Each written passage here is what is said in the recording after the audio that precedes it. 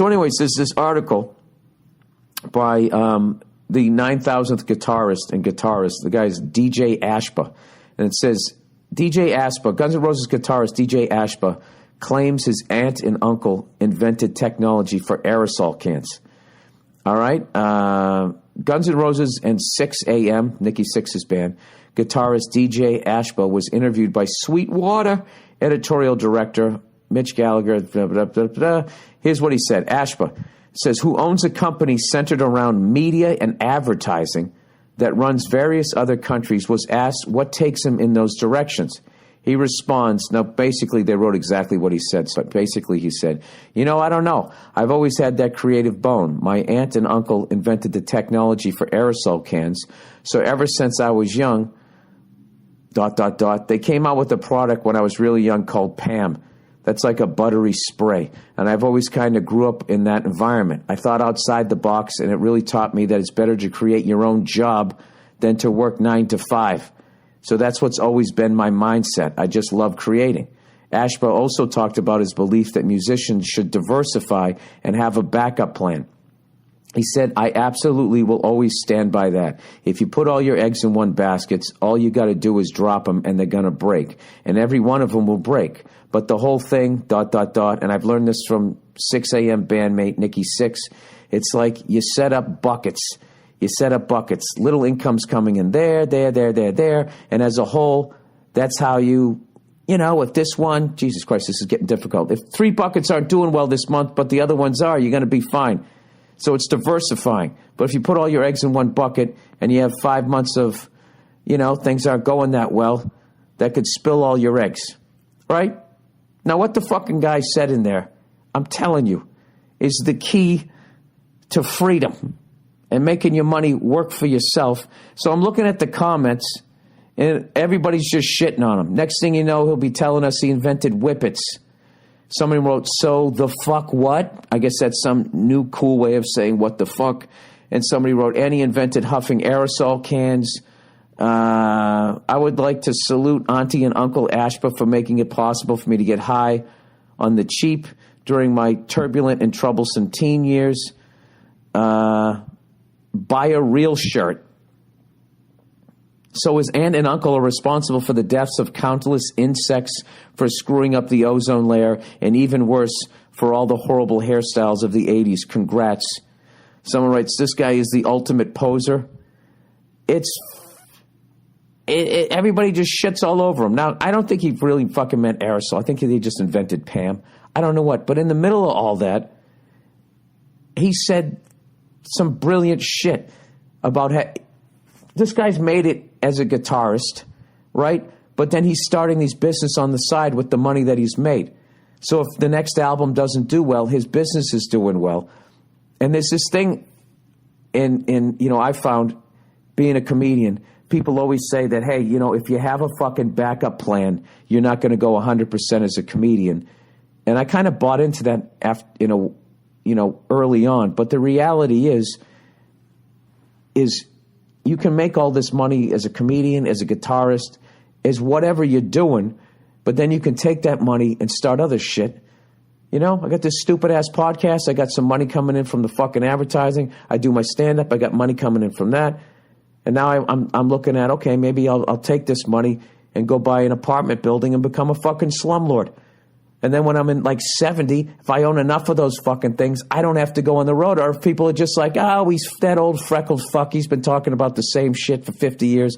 Fuck him. And I go back down to playing in front of 30 people. I can still do it because I love it, but I won't become destitute.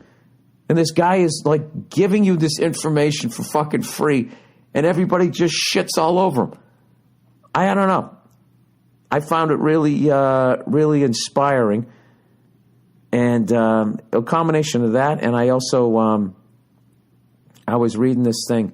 I'm going to fuck up the guy's name. I think his name is Nick Offerman, that guy from that show, where Parks and Recs. The guy looks like an older Zach Galifianakis. He's funny as fucking hell. He does a lot of voiceover cartoon shit. Why don't you just look it up, Bill? Because, you know what, I got my fucking hands full right now. I'm holding the recorder and I got my phone. But he had this great article, and I'm going to read this to you guys here. It said, what is the best advice you ever received? And he said, I had this amazing teacher in college, my sensei in the Kabuki theater. And I thought that was when the women, fucking put on the makeup, right? And they gave you a hand job in the end. I have no fucking idea. Anyways, named Shozo Sato. I probably fucked up his name. For me, he was between Mr. Miyagi and Obi-Wan Kenobi. He told me to always maintain the attitude of a student. No matter how old you are, wake up in the morning and think, okay, how am I going to better myself? Am I going to improve my French? Am I going to give my wife a good back rub? Then you can go to bed having tried something. It's led to a life that is more fruitful than if you have the mindset of being a master. Once you think you're the master, then you grow bitter waiting for someone to throw you a parade because you're so fucking smart. He didn't say fucking smart, but those two things right there. You know what I mean? I hope you got something out of that. I have no fucking idea. But that's the way you should go about it. If you play guitar, whatever the fuck you do, if you think that, yeah, dude, I'm the shit, then you stop growing, and then these young bucks run you down. I'm basically saying, people, that even though I can tell a shit joke at the level that I can, I never stop trying to find a better way to tell that shit joke. What if I squatted down and really tried to take a shit on stage? I mean, those are the kinds of things. I'm making fun of it, but I really got inspired by both of those things. So there you go. Now, I can't always be sitting here on the podcast. All right, let's do some adding here. I did 19 minutes and 17. 19 and 17 is fucking 38 minutes. All right, I got another 22 here to go. All right, what the fuck did I want to talk about here? Oh, so we went to Reno, the biggest little town in America. And that was one of the rowdiest fucking crowds I performed in front of in a long time. And it kind of surprised me because the last time I came to Reno, they weren't like that. But what happened was we pulled in to Reno, which I fucking love that city, right? We pulled in and we just see all these people in the street. They had closed off the street. We had to try to figure out how to get the bus around. And they had this festival out there. It was Brews, Blues, and BBQ. They should have said BBQs, like you're getting more than one barbecue, just so it rhymes. Brews, Blues, and BBQs. But it was Brews, Blues, and BBQ. And I swear to God, this shit show that was walking around out in the sun, the tattooed fucking shit show of people walking around hammered, parents who let their fucking in-laws watch the kids, and they're down there sunburned, boozing, eating barbecue. Me and Bartnick immediately were just like, oh, there's barbecue. We got to fucking go. And we go down there, and people were fucking shit-faced, well on their way to getting shit-faced. I saw some lady in the sun, right, sitting at this table with their head down. Like, remember when you came in from outdoor recess and everybody was all amped up from the sugar and salt you'd put in your bodies during lunch? And you came in, and the teacher would be like, all right, everybody put your heads down on the desk. Let's just take a little nap here. Let's fucking relax so you're not bouncing off the walls as I try to teach you some phonics here. That's what she looked like. And it was like 2 p.m. So me and Bartnick are going like, all right, let's get some barbecue. Took us forever to find out where it was. And then when we found it, it had this ridiculously long line. And Bartnick's looking at me going, dude, I don't want to fucking stand in that line. And I was like, yeah, fuck that. Let's not stand. But then it seemed to be moving, so we were like, fuck it. So we stood in the line. And the barbecue was unbelievable. One of the best briskets I ever had. And I was sitting there going, all right, I've been eating right. I've been doing cardio every day. Let's just pick one meat. All right, either get the ribs, the pulled pork, or the fucking brisket. And, I was starving, so you know how that goes. You get up there, and your brain is telling you, just get the pulled pork or just get the ribs, But the demon, the sugar salt demon that's running through your veins goes, get all three. And who do you give into? You give into the addiction. So I go, all right, let me get all three. And some coleslaw and one of those little fucking jalapeno cornbread things. So we fucking, I'm in front of Bartnick. I get all my shit and I get a lemonade. And I see this table where there's 2 people already sitting there, but there's an umbrella and some shade. And, I'm a redhead, so I'm 1 degree away from a fucking albino. So I beeline towards that, and I sit down.